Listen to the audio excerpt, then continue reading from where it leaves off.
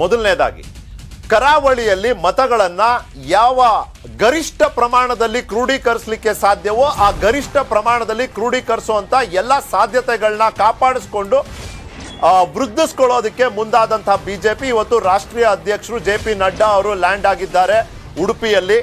ಇತ್ತೀಚಿನ ದಿನಗಳಲ್ಲಿ ನಮಗೆ ಗೊತ್ತೇ ಇದೆ, ಉಡುಪಿ ಒಂದು ರೀತಿಯಲ್ಲಿ ಚಟುವಟಿಕೆಗಳ ಕೇಂದ್ರ ಬಿಂದು ಆಗೋಗಿತ್ತು. ಹಿಜಾಬ್ ಪ್ರಕರಣದಿಂದ ಶುರು ಆಗಿದ್ದು ಬೇರೆ ಎಲ್ಲ ಪ್ರಕರಣಗಳಿಗೆ ಉಡುಪಿನೇ ಒಂದು ರೀತಿಯಲ್ಲಿ ಮಧ್ಯಸ್ಥಳ. ಇಂಥ ಜಾಗದಲ್ಲಿ ಬಂದು ಭಾವನೆಯಿಂದ ಒಂದು ರೀತಿಯಲ್ಲಿ ಧ್ರುವೀಕರಣ ಆಗುವಂಥ ಸಾಧ್ಯತೆ ಇರುವಂಥ ಮತಗಳ ಸಂಪೂರ್ಣ ಲಾಭವನ್ನು ಬಿಜೆಪಿ ಪಡ್ಕೋಬೇಕು ಅನ್ನೋ ನಿಟ್ಟಿನಲ್ಲಿ ಇವತ್ತು ಬಂದಿದ್ದಾರೆ.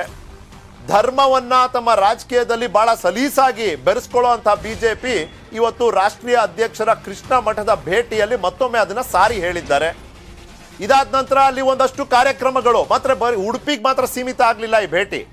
ಮಲೆನಾಡಿನ ಚಿಕ್ಕಮಗಳೂರು ಮತ್ತೆ ಹಾಸನ ಜಿಲ್ಲೆಗೂ ಕೂಡ ಭೇಟಿ ಕೊಟ್ಟು ಅಲ್ಲೂ ತಮ್ಮ ಮತಗಳನ್ನು ವೃದ್ಧಿಸುವಂಥ ಯತ್ನವನ್ನ ಜಗತ್ ಪ್ರಕಾಶ್ ನಡ್ಡಾ ಅವರು ಮಾಡೋರಿದ್ದಾರೆ. ಇದೆಲ್ಲದರ ನಡುವೆ ಪ್ರಶ್ನೆ ಇದ್ದಿದ್ದು, ಕಾರ್ಯಕರ್ತರೇನಾದ್ರು ವಿಚಲಿತರಾಗೋದ್ರ? ದಕ್ಷಿಣ ಕನ್ನಡದಲ್ಲೇ ಎಲ್ಲಿ ಬಿಜೆಪಿಯ ಭದ್ರಕೋಟೆ ಅಂತ ನಾವು ಕರಿತೀವಿ ಅಲ್ಲೇ ಸೀಟ್ಗಳನ್ನ ಗೆಲ್ಲಿಲ್ಲ ಅಂದ್ರೆ ಅದು ಓವರ್ ಆಲ್ ಫಲಿತಾಂಶದ ಮೇಲೆ ಯಾವ ರೀತಿಯ ಪರಿಣಾಮ ಬೀರುತ್ತೆ? ಈ ರೀತಿಯ ಸಹಜವಾದ ಪ್ರಶ್ನೆಗಳು ಮೂಡ್ತಿದ್ವು. ನನ್ನ colleague Parikshit Sheikh live join ಆಗ್ತಿದ್ದಾರೆ ಉಡುಪಿಯಿಂದ. ಪರೀಕ್ಷಿತ್, ಏನೇನ್ ಆಯ್ತು, ಇನ್ನು ಏನೇನ್ ಆಗೋದು ಬಾಕಿ ಇದೆ? ಕಾರ್ಯಕರ್ತರ ನಡುವೆ ಆಗ್ತಿರುವಂತ ಚರ್ಚೆ ಎಂತದ್ದು? JP ನಡ್ಡಾ ಅವರ ಭೇಟಿಯ ಪರಿಣಾಮಗಳನ್ನ ಯಾವ್ಯಾವ ರೀತಿಯಲ್ಲಿ ನಾವು ಗಮನಿಸಬಹುದು, ವಿಶ್ಲೇಷಿಸಬಹುದು?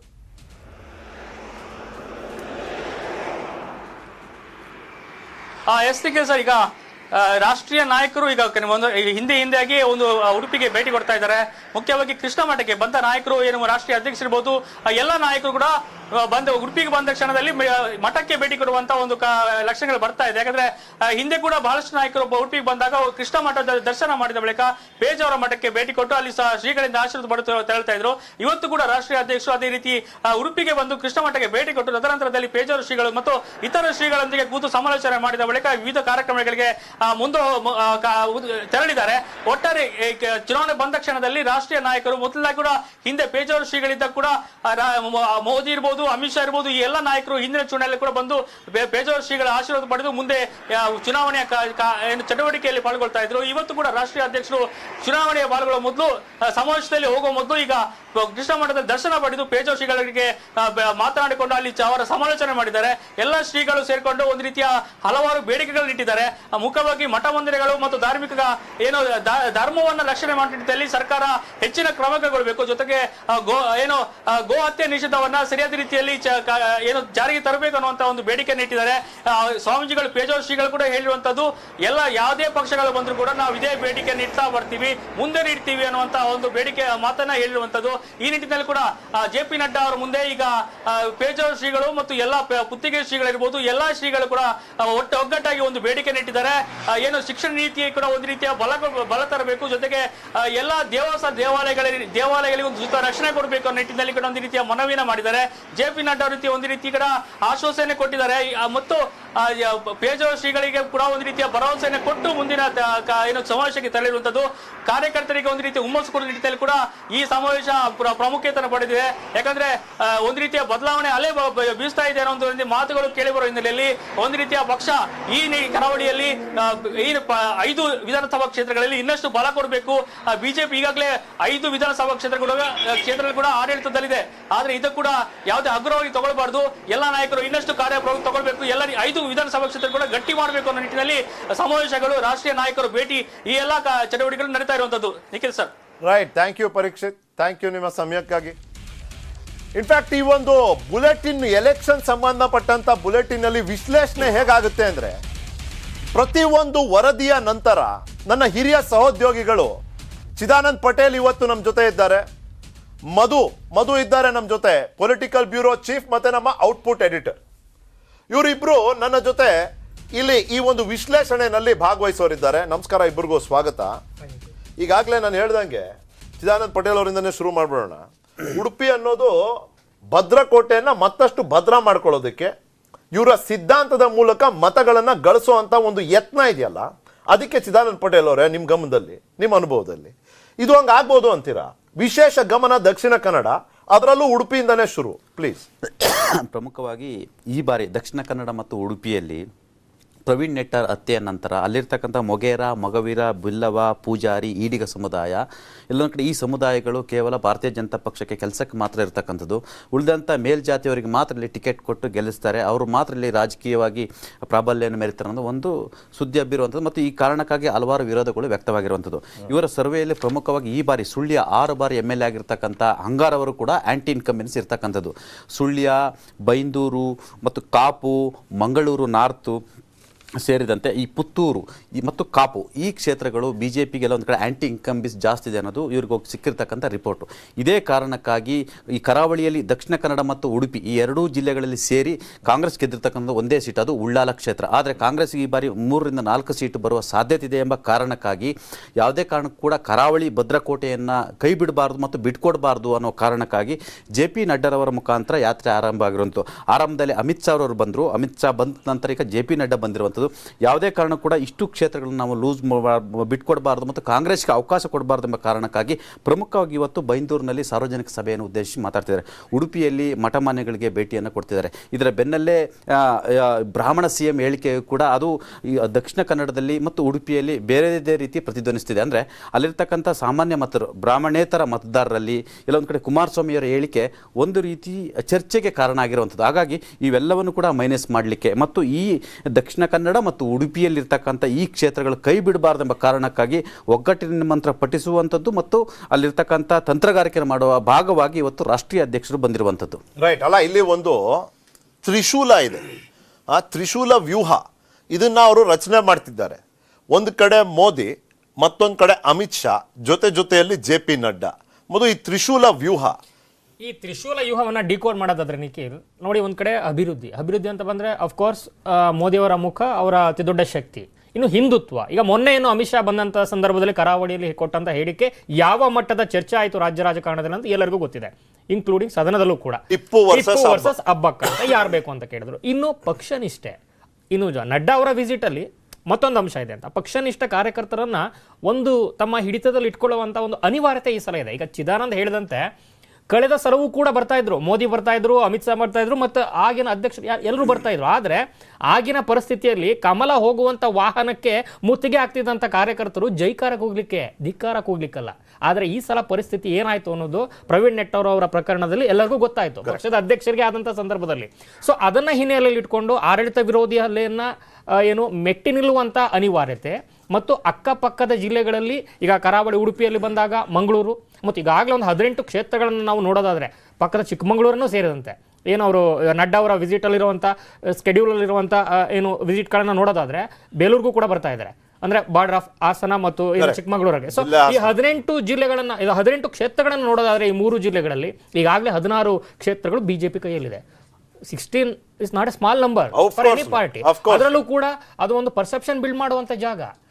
ಹಿಂದೂ ಹೃದಯ ಸಾಮ್ರಾಟ ಅಂತ ಕರೆಸ್ಕೊಳ್ಳುವಂತ ಮೋದಿ ಅವರ ಒಂದು ಪಕ್ಷ ಅಲ್ಲೇ ಮಕಾಡೆ ಮಲ್ಗಿದ್ರೆ ಅದು ಕೊಡುವಂತ ಸಂದೇಶ ಬೇರೆನೇ ಆಗುತ್ತೆ. ಅದನ್ನು ನಾವು ಕರೆಯೋದನ್ನ ಹಿಂದುತ್ವ ಲ್ಯಾಬೊರೇಟರಿ ಅಂತ ದಕ್ಷಿಣ ಕನ್ನಡ. ಸೊ ಈ ಅನಿವಾರ್ಯತೆಯಿಂದಾಗಿ ಫ್ಯಾಕ್ಟರಿ ಅಂತ ಎಕ್ಸಾಕ್ಟ್ಲಿ ಈ ತ್ರಿಶೂಲ ವ್ಯೂಹವನ್ನ ಅನಿವಾರ್ಯತೆ ಇದೆ ಅವ್ರಿಗೆ. ಈ ತ್ರಿಶೂಲ ವ್ಯೂಹವನ್ನ ಎಣೆದು ಮತ್ತು ಅದನ್ನ ಸಕ್ಸಸ್ಫುಲ್ ಆಗಿ ಎಕ್ಸಿಕ್ಯೂಟ್ ಮಾಡುವಂತ ಅನಿವಾರ್ಯತೆಯಲ್ಲಿ ಈ ಒಂದು ಸರಣಿ ಭೇಟಿ ಮತ್ತು ಹೆಚ್ಚಿನ ಆದ್ಯತೆಯನ್ನು ಕೊಡಬೇಕಾದಂಥ ಕರಾವಳಿ ಭಾಗದಲ್ಲಿ ಪಟೇಲ್ ಹೇಳಿದಂತೆ ಆಡಳಿತ ವಿರೋಧಿಯಲ್ಲಿ ಮತ್ತು ನಿರಂತರವಾಗಿ ಗೆದ್ದುಕೊಂಡು ಬಂದಿರುವಂತಹ ಶಾಸಕರು ಜೊತೆಗೆ ಹೊಸ ಮುಖಗಳು ಎರಡರಲ್ಲೂ ಕೂಡ ಒಂದಷ್ಟು ವಿರೋಧಾಭಾಸಗಳು ಕಾಣಿಸ್ತಾ ಇರೋದ್ರಿಂದ, ವಿರೋಧಗಳಿರೋದ್ರಿಂದ ಆ ಪ್ರತಿರೋಧಗಳನ್ನು ಮೆಟ್ಟಿ ನಿಲ್ಲಕ್ಕೆ ಈ ತ್ರಿಶೂಲ ವ್ಯೂಹ ಅನಿವಾರ್ಯ ಆಗಿದೆ ನಿಖಿಲ್. ಅಲ್ಲ, in terms of over all numbers ನೋಡೋಣ, ಚಿದಾನಂದ್ ಮತ್ತೆ ಮಧು, ಓವರ್ ಆಲ್ ನಂಬರ್ಸ್ ನೋಡಿದಾಗ ನಾವು ಒಂದು ಆಂಟಿ ಇನ್ಕಂಬೆನ್ಸಿ ವೇವ್ ಇದೆ ಅಂತಾನೆ ಪರಿಗಣಿಸೋದಾದ್ರೆ ಈ ಸರ್ಕಾರದ ವಿರುದ್ಧ ಕನಿಷ್ಠ ಒಂದು 30 ರಿಂದ 40% ಸೀಟ್ಗಳು ಕಡಿಮೆ ಆಗುತ್ತೆ ಅನ್ನೋದಾದ್ರೆ ಅಟ್ಲೀಸ್ಟ್ ಉಳಿಸ್ಕೊಳ್ಳೋದು ಎಲ್ಲಿ ಅಂತ ಗೊತ್ತಾಗ್ಬೇಕಲ್ಲ.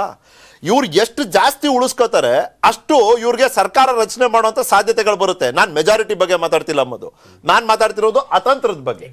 ಅತಂತ್ರದಲ್ಲಿ ಬಿಜೆಪಿಯ ಪಾತ್ರನೂ ತುಂಬಾ ದೊಡ್ಡದಿದೆ. ಇವ್ರು ಎಷ್ಟು ಕಡಿಮೆ ತಗೋತಾರೋ ಅಷ್ಟು ಕಾಂಗ್ರೆಸ್ಗೆ ಸರ್ಕಾರ ರಚನೆ ಮಾಡುವಂತ ಸಾಧ್ಯತೆ. JDS ಬಿಜೆಪಿ ಎಷ್ಟು ಜಾಸ್ತಿ ತಗೋತಾರೋ ಅಷ್ಟೇ ಅತಂತ್ರದ ಸಾಧ್ಯತೆ. ಇದ್ರ ಬಗ್ಗೆ ಪ್ಲೀಸ್. ಎಕ್ಸಾಕ್ಟ್ಲಿ. ಈಗ ನೋಡಿ, ನಿಮ್ಗೆ ಕರಾವಳಿ ಏನು ಇವರು ಭದ್ರನೆಲೆ ಓಕೆ, ಈಗ ಹಳೆ ಮೈಸೂರಲ್ಲಿ ಬಂದು ಅಬ್ಬರಿಸ್ತಾರೆ. ಹಳೆ ಮೈಸೂರು ಬಗ್ಗೆ ಒಂದು ವಿಶೇಷವಾದಂತ ಒಂದು ಮಿಷನ್ ಇಟ್ಕೊಂಡಿದ್ದಾರೆ. ಇನ್ನು ಕಿತ್ತೂರು ಕರ್ನಾಟಕ ಭಾಗಶಃ ಕಾಂಗ್ರೆಸ್ ಮತ್ತು ಬಿಜೆಪಿ ನಡುವೆ ಸಮಾನ ಫೈಟ್ ಇದೆ. ಆದರೆ ಬೇರೆ ಕಲಬುರಗಿ ಸೇರಿದಂತೆ ಈ ಕಲ್ಯಾಣ ಕರ್ನಾಟಕ ಏನಿದೆ ಅಲ್ಲಿ ವೀಕ್ ಇದೆ ಬಿಜೆಪಿ, ತುಂಬಾ ಫೈಟ್ ಇದೆ ಕಾಂಗ್ರೆಸ್. ಇಂತಹ ಜಾಗದಲ್ಲಿ ಹೊಸ ಜಾಗಗಳಲ್ಲಿ ಫೈಟ್ ಮಾಡೋದ್ರ ಜೊತೆಗೆ ಇನ್ನು ಹಳೆ ಜಾಗಗಳನ್ನ ಕಳ್ಕೊಂಡ್ರೆ ಅಂತ ಎಕ್ಸಾಕ್ಟ್ಲಿ ಸರ್, ಕರಾವಳಿ ಭಾಗದಲ್ಲಿ ಕಾಂಗ್ರೆಸ್ ಮತ್ತು ಬಿಜೆಪಿ ನಡುವೆ ನೇರ ಹಣಾಹಣಿ ಇರ್ತಕ್ಕಂಥದ್ದು. ಅಲ್ಲಿ ಕಾಂಗ್ರೆಸ್ ಗೆದ್ದಿರೋದು ಒಂದೇ ಒಂದು ಸೀಟು. ಆದರೆ ಈ ಬಾರಿ ಪರಿಸ್ಥಿತಿ ಈ ಆಂಟಿ ಇನ್ಕಮೆನ್ಸ್ ಇದೆ. ಯಾವ ಕಾರಣಕ್ಕೂ ಕೂಡ ಈ ಕರಾವಳಿ ಭಾಗ ಅನ್ನೋದು ಬಿಜೆಪಿ ಪಾಲಿಗೆ ಅದು ಹೃದಯ ಭಾಗ ಆಗಿರ್ತಕ್ಕಂಥದ್ದು. ಕರಾವಳಿ ಏನಾದರೂ ವೀಕ್ ಆದರೆ, ಕರಾವಳಿ ಮತದಾರರು ಏನಾದರೂ ತಿರುಗಿ ಬಿದ್ದರೆ ಅದು ಬಿಜೆಪಿಗೆ ಅತಿ ದೊಡ್ಡ ಮರ್ಮಾಘಾತ.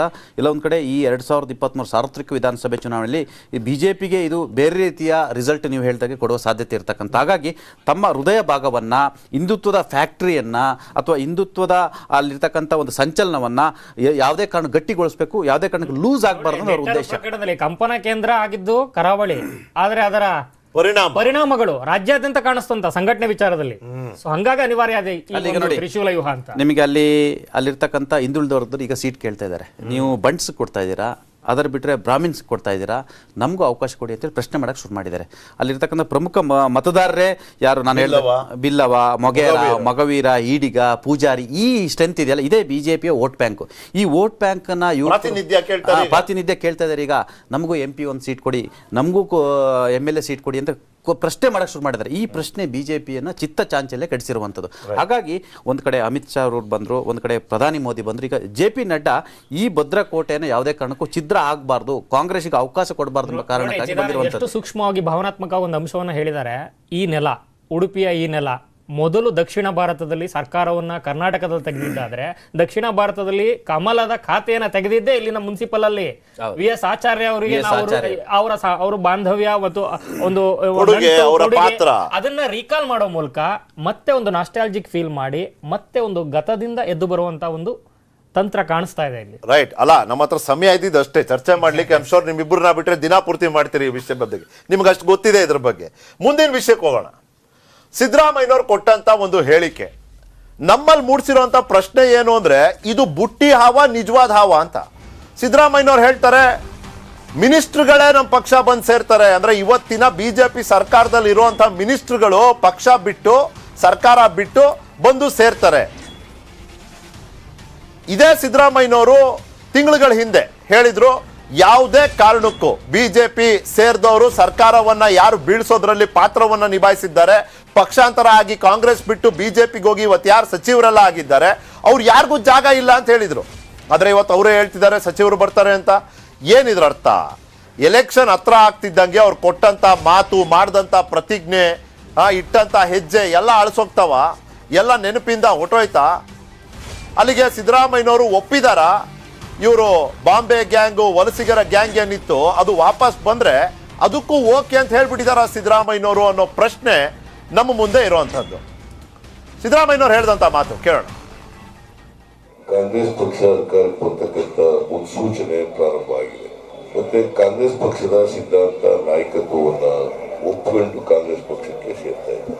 ಅವ್ರಿಗೆ ದ್ವೇಷದ ರಾಜಕಾರಣ ಮಾಡಿ, ಧರ್ಮಗಳ ನಡುವೆ ಸಂಘರ್ಷ ಉಂಟು ಮಾಡಿ, ಓಟಿನ ರಾಜಕಾರಣ ಮಾಡ್ತಕ್ಕಂಥದ್ದು ಅವ್ರ ಕೆಲಸ. ಅಧಿಕಾರಕ್ಕೋಸ್ಕರ ಬರ್ತಾರೆ. ಅಮಿತ್ ಶಾ ಅಂತ ಒಬ್ರು ಮಂಗಳೂರು ಬಂದಿದ್ರು ಮೊನ್ನೆ. ಅವ್ರು ಹೇಳ್ತಾರೆ ಮುಂದಿನ ಚುನಾವಣೆಯಲ್ಲಿ ಚರ್ಚಾ ವಸ್ತು ಏನಪ್ಪಾ ಅಂತಂದ್ರೆ ಆ ಪಕ್ಕ ವರ್ಸಸ್ ಟಿಪ್ಪು ಸುಲ್ತಾನ್. ಸಮಾಜದಲ್ಲಿ ಅಶಾಂತಿಯನ್ನ, ಸಾಮರಸ್ಯವನ್ನ ಹಾಳು ಮಾಡತಕ್ಕಂಥ ಕೆಲಸ ಇವತ್ತು ಮಾಡ್ತಾ ಇದ್ದಾರೆ. ಕಾಂಗ್ರೆಸ್ ಪಕ್ಷ ಅಧಿಕಾರಕ್ಕೆ ಬರ್ತಕ್ಕಂಥ ಮುನ್ಸೂಚನೆ ಪ್ರಾರಂಭ ಆಗಿದೆ. ಮತ್ತೆ ಕಾಂಗ್ರೆಸ್ ಇದ್ರ ಬಗ್ಗೆ, ಇದರ ಒಂದು ದೃಷ್ಟಿಕೋನವನ್ನು ನಿರೂಪಿಸೋದಕ್ಕೆ ನನ್ನ colleague Anil Basrur live join ಆಗಿದ್ದಾರೆ. ಅನಿಲ್ ಬಸೂರ್, ಸಿದ್ದರಾಮಯ್ಯನವರ ಈ ಹೇಳಿಕೆಯ ಸನ್ನಿವೇಶ, ಸಂದರ್ಭ ಒಂದು ಕಡೆ, ಅವಶ್ಯಕತೆ, ಅನಿವಾರ್ಯತೆ ಇನ್ನೊಂದು ಕಡೆ, ಪ್ಲೀಸ್. ಖಂಡಿತವಾಗಿಯೂ ನಿಖಿಲ್, ಏನಂತ ಹೇಳಿದ್ರೆ ಇವತ್ತು ಸಿದ್ದರಾಮಯ್ಯ ಅವರು ಹೇಳಿರುವಂತಹ ಮಾತು ಚುನಾವಣೆಗೆ ಹತ್ರ ಬರ್ತಿರುವಂತಹ ಒಂದು ಸಂದರ್ಭದಲ್ಲಿ, ಜೊತೆಗೆ ಏನಂತ ಹೇಳಿದ್ರೆ ಹಿಂದೆನೂ ಕೂಡ DK ಶಿವಕುಮಾರ್ ಇರ್ಬೋದು, ಅದೇ ರೀತಿ ಸಿದ್ದರಾಮಯ್ಯ ಅವರು ಇರ್ಬೋದು, ಯಾವುದೇ ಕಾರಣಕ್ಕೂ ಕೂಡ ಏನು ಮೈತ್ರಿ ಸರ್ಕಾರದ ಪತನಕ್ಕೆ ಕಾರಣವಾಗಿ ಹೋಗಿದ್ದಂತಹ ಶಾಸಕರಿದ್ರು, ಅವರನ್ನು ಯಾವುದೇ ಕಾರಣಕ್ಕೂ ಪಕ್ಷಕ್ಕೆ ಸೇರಿಸಿಕೊಳ್ಳೋದಿಲ್ಲ. ಅದಕ್ಕಾಗಿ ಒಂದು ಕಮಿಟಿ ಇದೆ ಎಂಬಂತಹ ಹೇಳಿಕೆಯನ್ನು ಕೂಡ ಕೊಟ್ಟಿದ್ರು. ಜೊತೆಗೆ ಆ ಕಮಿಟಿಗೆ ಅಪ್ಲಿಕೇಶನ್ ಹಾಕಬೇಕು, ಅದಾದ ಬಗ್ಗೆ ಅದ ನಂತರ ಕಮಿಟಿ ಒಂದು ಅದನ್ನ ಯೋಚನೆ ಮಾಡಿ ತೆಗೆದುಕೊಳ್ತದೆ ಅಂತ. ಆದ್ರೆ ಇದೀಗ ಸಿಚುವೇಶನ್ ಬದಲಿ ಆಗಿರುವಂತದ್ದು. ಯಾಕಂತ ಹೇಳಿದ್ರೆ ಈಗಾಗಲೇ ಚುನಾವಣೆ ಹತ್ರ ಬರ್ತಾ ಇದೆ, ಗೆಲ್ಲೋದೊಂದೇ ಮಾನದಂಡವನ್ನು ಇಟ್ಕೊಂಡಿದ್ದಾರೆ. ಹೀಗಾಗಿ ರಾಜಕೀಯದಲ್ಲಿ ಯಾರು ಶಾಶ್ವತವಾಗಿ ಶತ್ರುಗಳು ಅಲ್ಲ, ಮಿತ್ರರಲ್ಲ ಎಂಬಂತದ್ದನ್ನ ಮತ್ತೊಮ್ಮೆ ಸಾಬೀತನ್ನ ಈ ಒಂದು ಸಿದ್ದರಾಮಯ್ಯ ಅವರ ಹೇಳಿಕೆ ಮೂಡಿಸಿದೆ ಅಂತ ಹೇಳ್ಬೋದು. ಯಾಕಂತ ಹೇಳಿದ್ರೆ ಈಗಾಗಲೇ ಹಾಲಿ ಏನು 14 ಜನರು ಕಾಂಗ್ರೆಸ್ ಅನ್ನ ಬಿಟ್ಟು ಬಿಜೆಪಿ ಸೇರ್ಕೊಂಡು ಅಲ್ಲಿ ಬಿಜೆಪಿ ಸರ್ಕಾರದ ಸ್ಥಾಪನೆಗೆ ಒಂದು ಕಾರಣರಾಗಿದ್ದರು. ಅದ್ರ ಜೊತೆಗೆ ಜೆಡಿಎಸ್ ನ ಕೂಡ 3 ಜನ ಹೋಗಿದ್ರು. ಇವರಲ್ಲಿ ಬಹುತೇಕರು ಮತ್ತೆ ಮರಳಿ ಬರ್ತಾರೆ ಎಂಬಂತ ವಿಶ್ವಾಸವನ್ನ ಸಿದ್ದರಾಮಯ್ಯ ಅವರು ವ್ಯಕ್ತಪಡಿಸುತ್ತಿರುವಂತದ್ದು. ಜೊತೆಗೆ ಏನಂತ ಹೇಳಿದ್ರೆ ಅದಕ್ಕೆ ಸಂಬಂಧಿಸಿದಂತೆ ಇವತ್ತು ಇಬ್ಬರು ನಾಯಕರು ಕಾಂಗ್ರೆಸ್ ಅನ್ನ ಸೇರಿರುವಂತದ್ದು. ಒಂದು ಜೆಡಿಎಸ್ ನಿಂದ ಸಂದೇಶ್ ನಾಗರಾಜ್ ಅವರು, ಅದೇ ರೀತಿಯಾಗಿ ಕಿರಣ್ ಕುಮಾರ್ ಅವರು ಕೂಡ ಜೆಡಿಎಸ್ ಏನು ಬಿಜೆಪಿಯನ್ನ ಸೇರಿರುವಂತದ್ದು. ಹೀಗಾಗಿ ಎಲ್ಲೋ ಒಂದು ಕಡೆಗೆ ಇವತ್ತು ಸಿದ್ದರಾಮಯ್ಯ ಅವರು ಕೊಟ್ಟಿರುವಂತಹ ಹೇಳಿಕೆ ಏನಿದೆ ಇದು ಖಂಡಿತವಾಗಿಯೂ ಕೂಡ ಯಾವುದೇ ರೀತಿಯಾಗಿ ಸುಮ್ಮನೆ ಒಂದು ಪಾಸಿಂಗ್ ಕಮೆಂಟ್ ಅಥವಾ ಹೇಳಿಕೆ ಅಂತ ಹೇಳಿ ಕಂಡು ಬರ್ತಾ ಇಲ್ಲ. ಯಾಕಂತ ಹೇಳಿದ್ರೆ ಏನು ಸರ್ಕಾರವನ್ನ ರಚನೆ ಮಾಡೋದಕ್ಕೆ ಕಾರಣವಾಗಿ ಸರ್ಕಾರದಲ್ಲಿರುವಂತಹ ಎಲ್ಲ ಸಚಿವರು ಬರದೇ ಇದ್ರು ಕೂಡ 1-2 ಜನ ಸಚಿವರು ಬರುವಂತಹ ಮಾಹಿತಿ ನಮಗೆ ಕಾಂಗ್ರೆಸ್ ವಲಯದಿಂದ ಸಿಗ್ತಾ ಇದೆ.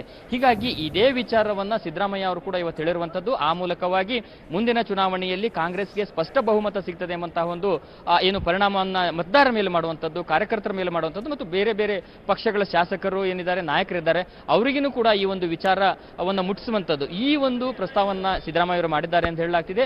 ಜೊತೆಗೆ ಏನಂತ ಹೇಳಿದ್ರೆ ಈಗಾಗಲೇ ಹಲವರು ಕೂಡ ಸಂಪರ್ಕದಲ್ಲಿರುವಂತದ್ದನ್ನ ಕೂಡ ನಾಯಕರು ಮಾತನಾಡ್ಕೊಳ್ತಾ ಇದ್ದಾರೆ. ಇಂಥವರೇ ಎಂಬ ಹೆಸರನ್ನು ಅವ್ರು ಹೇಳ್ತಾ ಇಲ್ಲ. ಆದ್ರೆ ಒಂದಿಷ್ಟು ಚರ್ಚೆಗಳು ನಡೆದಿರುವಂತದ್ದಂತೂ ನಿಜ ಎಂಬಂತ ಮಾಹಿತಿ ಕೂಡ ಬರ್ತಾ ಇರುವಂತದ್ದು. ನಿಖಿಲ್, ಥ್ಯಾಂಕ್ ಯು ಅನಿಲ್, ನಿಮ್ಮ ಸಮಯಕ್ಕಾಗಿ, ನಿಮ್ಮ ವರದಿಗಾಗಿ. ಇಲ್ಲಿ ನಾವು ಒಂದು ಒಪ್ಪಬೇಕಾಗಿರೋದು, ಚಿದಾನಂದ್ ಮತ್ತೆ ಮೊದಲನೇ ಬಾರಿಗೆ KPCC ರಾಜ್ಯಾಧ್ಯಕ್ಷರು ವಿರೋಧ ಪಕ್ಷದ ನಾಯಕರು ಒಂದೇ ಮಾತನ್ನು ಹೇಳಿದ್ದಾರೆ. ಅವತ್ತಿನ ದಿನ DK ಶಿವಕುಮಾರ್ ಅವರು ಹೇಳಿದ್ರು ವೆಲ್ಕಮ್ ಬ್ಯಾಕ್ ಅಂದ್ರು. ಅವತ್ತು ಸಿದ್ದರಾಮಯ್ಯನವ್ರು ಹೇಳಿದ್ರು ನೋ ವೆಲ್ಕಮ್. ಆಯ್ತಾ? ಇವತ್ತು ಇಬ್ರು ಒಂದೇ ಮಾತನ್ನ ಹೇಳಿದ್ದಾರೆ. ಅಂದ್ರೆ ಚುನಾವಣೆ ಹತ್ರ ಆಗ್ತಿದ್ದಂತೆ ಇವರಿಬ್ರು ಕೂಡ ಹತ್ರ ಆಗ್ತಿದಾರ ಅಂತ ಪಟೇಲ್ ನೀವೇ ಶುರು ಮಾಡ್ಬಿಡಿ. ಒಟ್ಟಾರೆ ಇವರಿಗೆ ಗೆಲ್ಲೋ ಪಾಲಿಟಿಕ್ಸ್ ಅವರಿಗೆ ಅನಿವಾರ್ಯ ಆಗ್ಬಿಟ್ಟಿದೆ. ಆಯ್ತಾ, ಒಂದೊಂದು ಸೀಟ್ ಕೂಡ ಇಂಪಾರ್ಟೆಂಟ್. ಈಗ ನೋಡಿ, ವಲಸೆ ಹೋದ್ರೆ ಯಾವ ಕಾರಣಕ್ಕೂ ಈ ಜನ್ಮದಲ್ಲಿ ನಾವು ಪಾರ್ಟಿಗೆ ಸೇರಿಸ್ಕೊಳ್ಳಲ್ಲ. ಆದ್ರೆ ರಾಜಕೀಯ ಈಗಲೂ ವಲಸೆ ಅಂತ ನಮಗ್ ಗೊತ್ತಿಲ್ಲ, ಬಟ್ ಸಚಿವರು ಅಂತಿದಾರಪ್ಪ. 4-5 ಜನ ಇದಾರಲ್ಲಿ, 5-6 ಜನ ಇದಾರಲ್ಲಿ. ಆಲ್ಮೋಸ್ಟ್ ಬಂದ್ರೆ ವಲಸೆ ಸಚಿವರು ಬರ್ಬೋದು. ಮೂಲ ಬಿಜೆಪಿ ಅಷ್ಟು ಸುಲಭವಾಗಿ ಪಕ್ಷನ ಬದಲಾವಣೆ ಮಾಡಲ್ಲ. ಆದ್ರೆ ಈಗಾಗಲೇ ಹಲವಾರು ಅವ್ರು ಹೇಳಿದಾಗ ಹಲವಾರು ಟಚ್ ಅಲ್ಲಿ ಇರೋದು, ಹಿರಿಯೂರು ಇರ್ಬೋದು, ಮೂಡಿಗೆರೆ, ಹೊಸದುರ್ಗ, ಸುರಪುರ ಸೇರಿದಂತ ಹಲವಾರು ಕ್ಷೇತ್ರಗಳ ಡಿಮ್ಯಾಂಡ್ ಇದೆ. ಆದ್ರೆ DK ಶಿವಕುಮಾರ್ ವಾದ ಏನಂತ ಹೇಳಿದ್ರೆ ಅವರೇ ಸೋಲ್ತಾರೆ, ಅವ್ರನ್ನ ತಗೊಬಂದು ನಾವು ಮತ್ತೆ ಸೋಲ್ತೀವಿ ಅನ್ನೋದು ಅವರ ಆತಂಕ ಆಗಿರುವಂಥದ್ದು. ಹಾಗಾಗಿ ಯಾರು ಗೆಲ್ತಾರೆ ಗೆಲ್ಲೋರನ್ನ ಕರ್ಕೊಳ್ಳೋಣ, ಗೆಲ್ಲೋ ಪಾಲಿಟಿಕ್ಸ್ ಮಾಡೋಣ ಅನ್ನೋದು ಇವರ ತಂತ್ರಗಾರಿಕೆ. ಆಮೇಲೆ ಇಲ್ಲಿ ಹಿಂಗೂ ಇತ್ತ ಅಂತ ಚಿದಾನಂದ್, ಕೆಲವ್ರಿಗೆ ಬಿಜೆಪಿಯಲ್ಲಿ ಇದ್ರೆ ನಾವು ಸೋತ್ ಬಿಡ್ತೀವಿ ಅನ್ನೋದಿದೆ. ಕಾಂಗ್ರೆಸ್ಗೆ ಹೋದ್ರೆ ನಮ್ಗೆಲ್ಲೋ ಸಾಧ್ಯತೆನೂ ಜಾಸ್ತಿ ಇದೆ ಅಂತ ಅವರು ವೈಯಕ್ತಿಕ ಮಟ್ಟದಲ್ಲಿ ಅವ್ರು ಯೋಚನೆ ಮಾಡ್ತಿರುವಂಥದ್ದು. ಪಕ್ಷ ಸಿದ್ಧಾಂತ ಅವೆಲ್ಲ ಆಮೇಲೆ. ನಾನು ಬಿಜೆಪಿನಲ್ಲಿದ್ರೆ ನಾನು ಸೋತ್ ಬಿಡ್ತೀನಿ, ಯಾಕಂದ್ರೆ ಜನರಿಗೆ ಆ ಭಾವನೆ ಇದೆ ನನ್ನ ಕ್ಷೇತ್ರದಲ್ಲಿ. ಅದೇ ನಾನು ಕಾಂಗ್ರೆಸ್ಗೆ ಹೋದ್ರೆ ನನ್ಗೆ ಗೆಲ್ಲೋ ಚಾನ್ಸಸ್ ಜಾಸ್ತಿ. ಈ ತರನೂ ಇದೆಯಾ? ಖಂಡಿತವಾಗಿ. ಯಾಕಂತ ಹೇಳಿದ್ರೆ ಅಲ್ಲಿ ನಾಡಿ ಮಿಡಿತ ಅವ್ರಿಗೆ ಗೊತ್ತಿರುತ್ತೆ, ಆಯಾ ಕ್ಷೇತ್ರದ ಅವರ ನಾಡಿ ಮಿಡಿತ ಗೊತ್ತಿರುತ್ತೆ. ಆ ನಾಡಿ ಮಿಡಿತ ಆಧಾರದ ಮೇಲೆ ಅವರು ಕಾಂಗ್ರೆಸ್ ಸೇರ್ಪಡೆಗೆ ಕೆಲವರು ತೀರ್ಮಾನ ಮಾಡಿರುವಂಥದ್ದು. ಈಗಾಗಲೇ ಅಪ್ರೋಚ್ ಮಾಡಿದ್ದಾರೆ. ಆದರೆ ಕಾಂಗ್ರೆಸ್ಸಿಗೆ ಅನಿವಾರ್ಯತೆ ಅಂತ ಹೇಳಿದ್ರೆ ಬಿಜೆಪಿಲಿ ಇದ್ದವನ್ನ ಕಾಂಗ್ರೆಸ್ ತಗೊಂಡ್ರೆ, ಈ ಕಾಂಗ್ರೆಸ್ಲಿರತಕ್ಕಂಥವ್ರು ಯಾವ ಕಾರಣಕ್ಕೂ ಬಿಜೆಪಿಲಿ ಇದ್ದ ಅವನ ವಿರುದ್ಧ ಹೋರಾಟ ಮಾಡಿ 5 ವರ್ಷ ಹೋರಾಟ ಮಾಡ್ಕೊಂಡು ಬಂದವನು ಅವನಿಗೆ ಯಾಕೆ ಸಪೋರ್ಟ್ ಮಾಡ್ತಾರೆ? ಮತ್ತೆ ಅದು ಅವರು ಬಿಜೆಪಿಗೆ ಹೊರಳೋ ಸಾಧ್ಯತೆನೇ ಇರ್ತಕ್ಕಂಥದ್ದು. ಒಂದು ಹಂತದಲ್ಲಿ ಕಾಂಗ್ರೆಸ್ಗೆ ಇದು ಎಲ್ಲ ಒಂದ್ ಕಡೆ ಒಂದಷ್ಟು ನಷ್ಟ ಆದ್ರೂ ಕೂಡ ಆಶ್ಚರ್ಯ ಪಡಬೇಕಾಗಿಲ್ಲ. ಹಾಗಾಗಿ ಇವರು ಯಾರು ಗೆಲ್ತಾರೆ 100% ಶೂರ್ ಇರೋತಕ್ಕಂಥವ್ರನ್ನ ಕರ್ಕೊಂಡು ಬಂದು, ಎಲ್ಲಿ ಕ್ಯಾಂಡಿಡೇಟ್ ಇಲ್ಲ, ಬೆಂಗಳೂರಿನೆಲ್ಲ ಬಹುತೇಕ 8 ಕ್ಷೇತ್ರಗಳು ಅವ್ರಿಗೆ ಕ್ಯಾಂಡಿಡೇಟ್ಗಳಿಲ್ಲ, ಸೂಕ್ತ ಅಭ್ಯರ್ಥಿಗಳೇ ಇಲ್ಲ. ಅಂತ ಕ್ಷೇತ್ರಗಳು ಯಾರಾದ್ರೂ ST ಸೋಮಶೇಖರ್ ಬಂದ್ರೆ, ಮುನಿರತ್ನ ಬಂದ್ರೆ, ಬೈರತಿ ಬಸವರಾಜ್ ಬಂದ್ರೆ, ಗೋಪಾಲಯ್ಯ ಬಂದ್ರೆ ಬೇಡ ಅಂತಾರ? ಅವ್ರು ಗೆಲ್ಲೋ ಪಾಲಿಟಿಕ್ಸ್, ಅವ್ರು ಬಂದ್ರೆ ಗೆಲ್ತಾರೆ. ಹಾಗಾಗಿ ಅನಿವಾರ್ಯವಾಗಿ ಅವ್ರು ಬಂದ್ರೆ ಇವ್ರು ವೆಲ್ಕಮ್ ಮಾಡೋದಂತೂ ಸತಸಿದ್ಧ ಅಲ್ಲ. ಇಲ್ಲಿ ಇನ್ನೊಂದು ಪ್ರಶ್ನೆ, ಮನಸ್ಥಿತಿ ಪ್ರಶ್ನೆ, ವೋಟರಿನ ಸೆಂಟಿಮೆಂಟು ಮತ್ತೆ ಒಂದು ಸೈಕಾಲಜಿ ಜೊತೆ ಆಟ ಆಡುವಂತ ಪ್ರಶ್ನೆ. ಹೆಂಗೆ ಅಂದ್ರೆ, ಯಶಸ್ವಿ ಸರ್ಕಾರ ಏನೇನೋ ಸರ್ಕಸ್ ಮಾಡಿ ಸರ್ಕಾರಕ್ಕೆ ಬಂದು ಮಂತ್ರಿಗಳಾಗಿದ್ದಾರೆ ಅಂತ ಮಂತ್ರಿನೇ ಆ ಪಕ್ಷನ ಬಿಟ್ಟು ಕಾಂಗ್ರೆಸ್ಗೆ ಬಂದು ಬಿಟ್ರೆ, ಅಂದ್ರೆ ಬಿಜೆಪಿ ಒಂದು ರೀತಿಯಲ್ಲಿ ಮುಳುಗೋ ಹಡುಗು ಅನ್ನೋ ಸಂದೇಶವನ್ನ ಜನರ ಮಧ್ಯೆ ತಲುಪಿಸೋದಕ್ಕೆ ಎಂಬುದು. ಪ್ಲೀಸ್. ಎಕ್ಸಾಕ್ಟ್ಲಿ ನಿಖಿಲ್, ಈಗ ಪರ್ಸೆಪ್ಷನ್ ಬಿಲ್ಡ್ ಮಾಡುವಂತ ವಿಚಾರದಲ್ಲಿ ಕಾಂಗ್ರೆಸ್ ಬಿಜೆಪಿಗೆ ಟಕ್ಕರ್ ಕೊಡುವಂತ ಏನು ಪ್ರಯತ್ನಗಳನ್ನ ಯಶಸ್ವಿಯಾಗಿ ಮಾಡ್ತಾ ಇದೆ. ಒಂದು ಹೆಜ್ಜೆ ಮುಂದೂ ಕೂಡ ಇದೆ. ಮೊನ್ನೆ ಬಜೆಟ್ ಇಂದ ಇಡ್ಬೋದು, ಬೇರೆ ಬೇರೆ 40% ಪ್ರಕರಣಗಳು ಎಲ್ಲದರಲ್ಲೂ ಕೂಡ. ಇದರಲ್ಲೂ ಅಷ್ಟೇ, ಇದು ಬುಟ್ಟಿ ಹಾವು ನಿಜವಾದ ಹಾವು ಅನ್ನೋದು ಕ್ಲೋಸ್ ಟು ಎಲೆಕ್ಷನ್ ಗೊತ್ತಾಗುತ್ತೆ.